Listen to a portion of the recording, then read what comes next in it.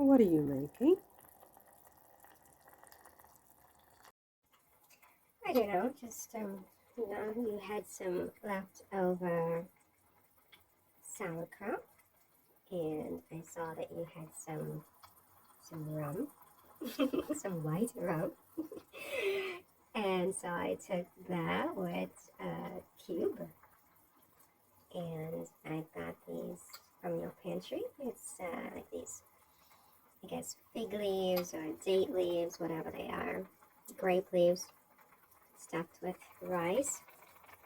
And so I put it all together in a dish. But what is it called? I don't know, you tell me.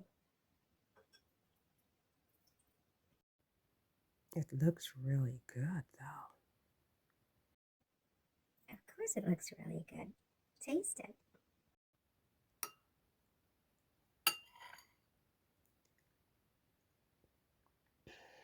My goodness. This is really delicious. What do you call it?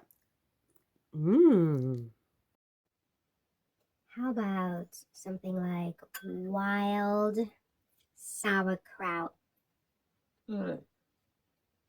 in white rum broth?